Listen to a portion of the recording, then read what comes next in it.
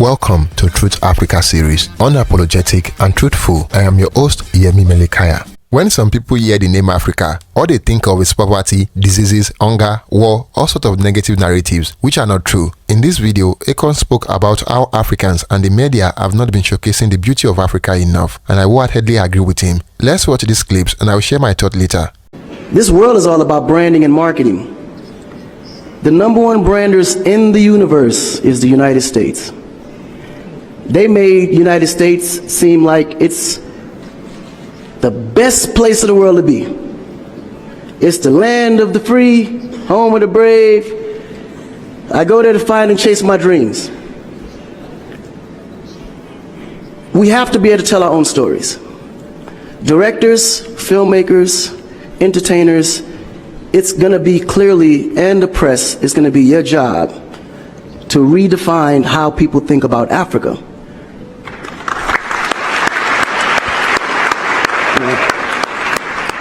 Because you're here, you see what's going on. You clearly can see in a vivid picture the good, the bad, and the ugly. What you choose to put out there is what the world is going to get.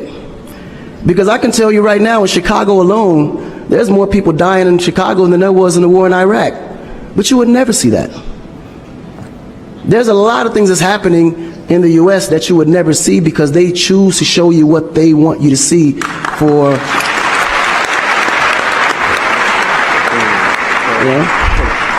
It's about country integrity. You have a certain reputation you have to keep. No one puts their family business out into the street.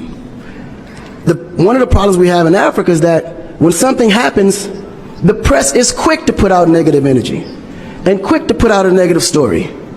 And then that story goes on to internet, and other broadcasting systems take it and they post it.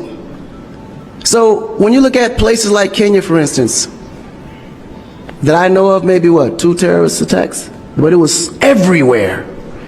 So now people was afraid to go to Kenya because somebody shot up the mall. But then when you look online, there was over 25,000 attacks in the US, but you only knew about maybe 5 or 6. So we have to really rebrand. And then when you look at how the world perceives Africa, they're right. You know, you see zebras, lions, tigers, bears. Oh my. You get to the point where you think Africa's just a big jungle. The images that they're showing of Africa is historical images. This is way before civilization. This is when they were still, battling with spears, like times of Shaka Zulu. No, I'm serious. But then when you look at the US, they're showing Superman, Batman,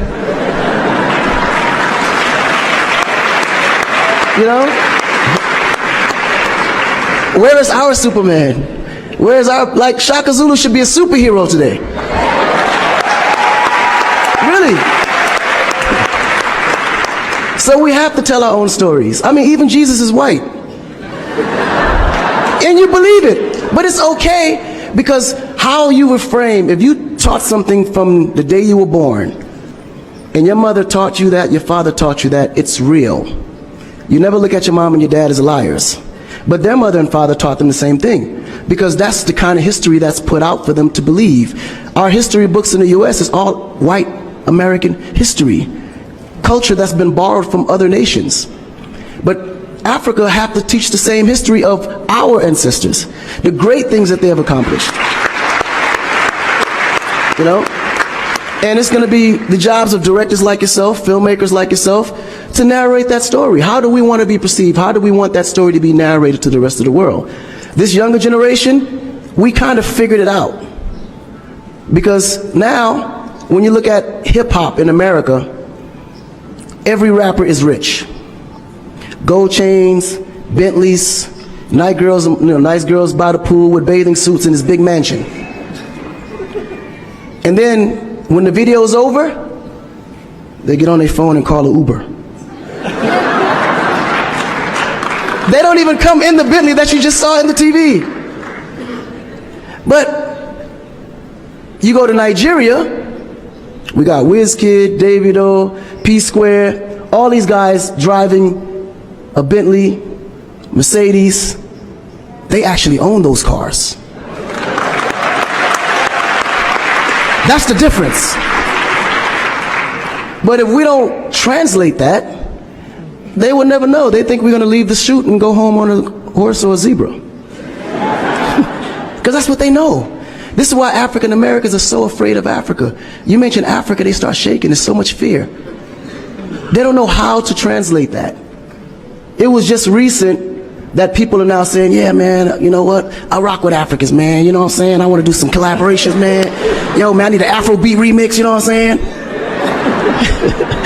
But before, they'd be like, man, I don't know that dude. I'm not putting him on my record. So the younger generation is slowly understanding how you have to rebrand the culture, because the culture has adapted. They've actually took everything that we've created and made it look better. They made a superstar look like a superstar. When I look on TV and I see our biggest entertainers, they don't look like stars. That's why you can't really respect the entertainer.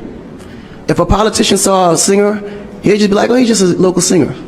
But if he go to that local singer's performance, he may sell out the stadium because he has a huge influence, but the image is not there. So we have to take the image as a huge accountability for ourselves and realize that Africa really does have a reputation.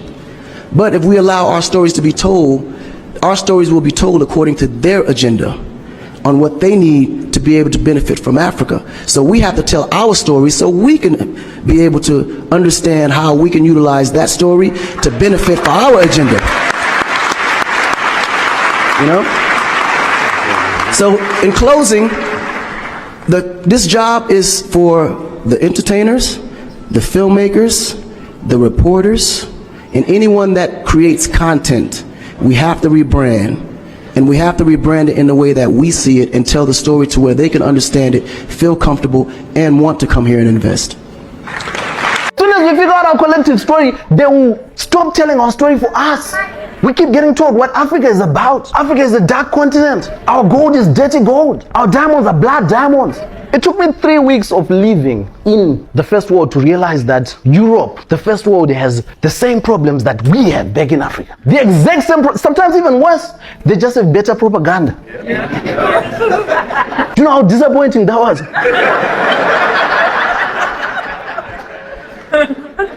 Because that visa is expensive. They just have better propaganda. They know how to push the narrative. Like just now, if you guys were listening, I just called it the first world. According to who? According to who? What do they make us call ourselves? There's not even a second world. There's not even. They were like, no. We need space. We need space. Us, them. We need space. It's so subtle you don't even realize you're participating in it. So Africa is a continent. Sorrows, prayers. But yeah, I know this may come as a shocker to some of you who have believed all your life that Africa is a country. I wonder how that story even started. In fact, there are things about Africa that if you knew, you probably would be peeing your pants right now. Like number one, the longest river in the world, the River Nile, is situated in Africa. You're shocked, right? Exactly. Because you always believed that Africa was just dry land. You never believed we had a body of water. We do. We have so many. And the River Nile is one of them. Let me even bust your bubble even more. Wakanda is not a real country in Africa. Sorrows, prayers. Yeah.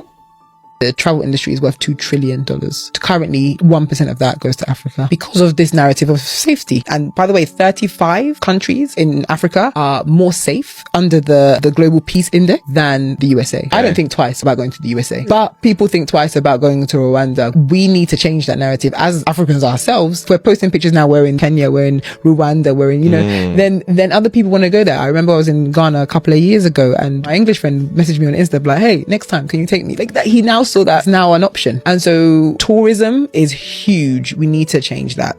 Africa is a continent rich in culture, history, and untapped potential. Despite its wealth, there is a narrative we need to explore: the responsibility of Africans in promoting the positive aspects of their own continent.